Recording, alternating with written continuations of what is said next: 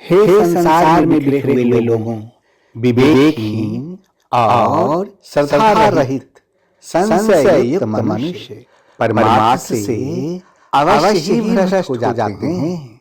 ऐसे संशय युक्त मनुष्य के लिए न तो यह लोक है, न परलोक है और न कोई सुख ही है। O scattered people on the earth, persons who possess neither faith nor knowledge, and who are of the doubting nature, suffer a downfall. For the skeptical souls, there is no happiness either in this world or the next.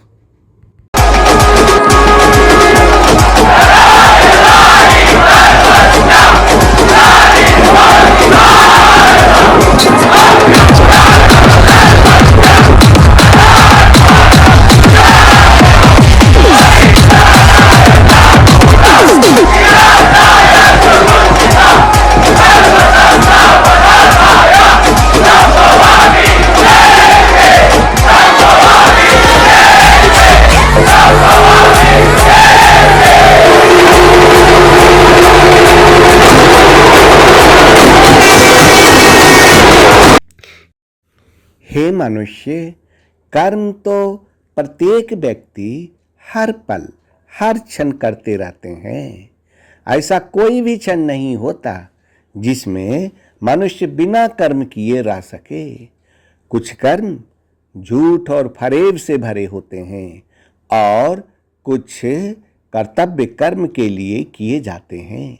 फिर ऐसे कौन से कर्म हैं जो आपको जन्म मरण के चक्र से छुड़ाकर उद्धार कर देगा, आवागमन से छुड़ा देगा और आपको अपने लक्ष्य तक पहुंचा देगा। उसी का एनालिसिस मैं, ईश्वर पुत्र आदि श्री अरुण, रेडियंट उपदेश ऑफ गीता में आपकी भाषा में ही आपके सामने लेकर के आऊंगा। बस जी हो गया। Oh man, karma is done by every person, every moment and every time. There is no such moment in which a man can live without doing action. Some actions are full of lies and deception, and some are done for duty. Then what are the actions that will save you from the cycle of birth and death, save you from death, make free from traffic of birth and death, and you take you to your goal? I will do the analysis. I, Son of God, Adi Sri Arun, will do the analysis of the same in Radiant Upadesh of Gita, and I will bring it in front of you in your own language.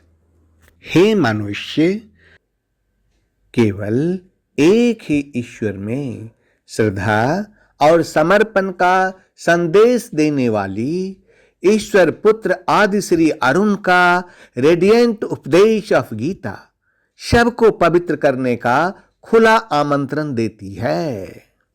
सृष्टि में कहीं भी रहने वाले अमीर अथवा गरीब, उच्च जाति का अथवा निम्न जाति का, बच्चे अथवा जवान, बूढ़े अथवा बीमार, पुण्यात्मा अथवा पापी, स्त्री अथवा पुरुष, सदाचारी अथवा अत्यंत दुराचारी, सबका इसमें प्रवेश है।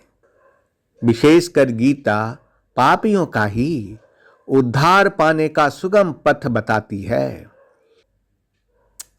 पुण्यात्मा तो बसते ही हैं, तथा स्त्री पापी से भी बड़ा पापी, दुराचारी से भी अत्यंत दुराचारी और महाचांडाल भी आवागमन से छूट करके उद्धार को पा लेते हैं।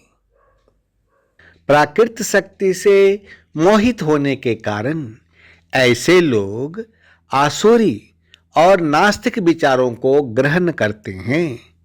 इस मोहित अवस्था में उनके आत्म कल्याण की आशा निरर्थक हो जाती है और उनके कर्म फल व्यर्थ हो जाते हैं तथा उनके ज्ञान की प्रकृति निष्फल हो जाती है। ये लोग जिनकी बुद्धि नास्तिक विचारों के पक्ष में हैं, इन सिद्धांतों का जो कोई नास्तिक विचार के सिद्धांतों का समर्थन करती है, वे माया शक्ति से मोहग्रस्त है। ऐसे लोगों के लिए मैं तो यह कहूंगा कि ऐसी दार्शनिकता को जो स्वीकार करते हैं वे आसुरी प्रवृत्ति वाले होते हैं, क्योंकि वे परमात्मा के साकार रूप के प्रति अपने हृदय में दिव्य शुद्ध भाव को प्रश्रय नहीं देते। इसीलिए वे उनकी भक्ति में लीन नहीं हो सकते। किनकी भक्ति में? ईश्वर की भक्ति में। अर्थात वे ईश्वर की भक्ति में लीन नहीं हो सकते। इसके अतिरिक्त क्योंकि भगवान के निराकार रूप की आराधना करना अत्यंत कठिन होता है, इसीलिए वे दोनों में से किसी एक का भी आराधना नहीं कर सकते, ना तो साकार रूप का और ना तो निराकार रूप का, जिसके परिणाम स्वरूप वे आत्मिक उत्थान के मार्ग का अनुसरण करने से वंचित रहते हैं। माया शक्ति के अस्थायी आकर्षण से मोहित होकर उनके आत्मिक कल्याण की आशा व्यर्थ हो जाती है।